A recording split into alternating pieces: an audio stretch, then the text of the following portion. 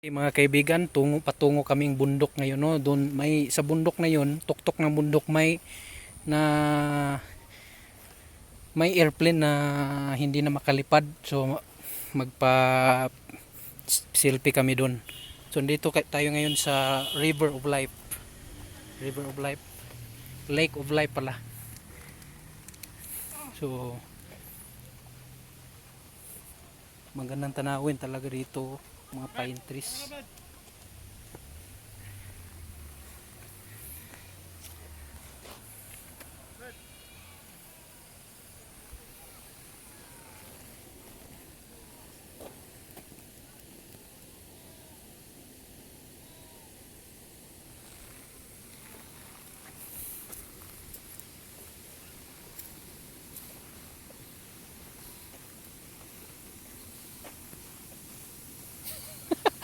Iya kung sa lipdan mo.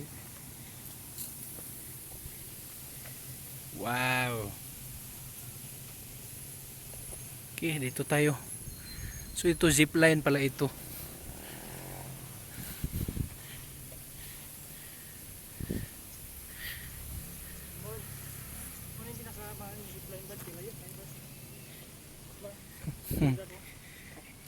Isyas kuan ba ni? Sa tibok daw isya mo doon pinaka first nga taas nga zipline diri sa Dahilayan. Isyas first longest zipline. Pero karon daghan na. Daghan ang taas ron, pero mao gid daw ni ang pinakauna nga taas.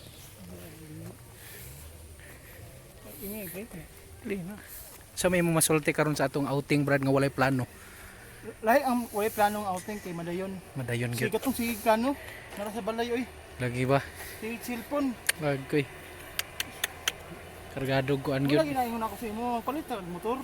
Lagi ba? Bisag asa unta gyud tanong, maka-decide ba? Palag mag-ulan basta kilingaw. Para sa ba? Pero imposible kay nga di masudlan ang tiyan karon kay tingkaon na ba. Like na lang ha. Like na lang. Like and share. Yes. Like, share, and unsubscribe. Uy, unsa ni siya, Brad? Saging-saging ni Brad? Isa ni siya kanang Birds Forest. Birds Forest, uy. Para yatang pterodactyl to. Pterodactyl! Napun tayo mga halas-halas diri nga maglabay-labay ba para mura po excited ba? Mga kuan diri ko. Tawagan ta ba? Taas pa among biyahe, no? Napami sa ikaduha nga level sa hagdan-hagdang palayan. Asa ka ni gawas ni? Para sila dito. So lingaw-lingaw lang sila sa one area sa Dahilayan. Murag kalipay na nila ang one area lang. One corner.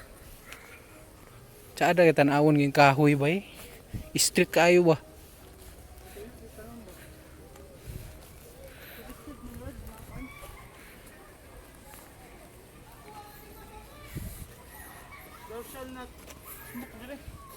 Lagi?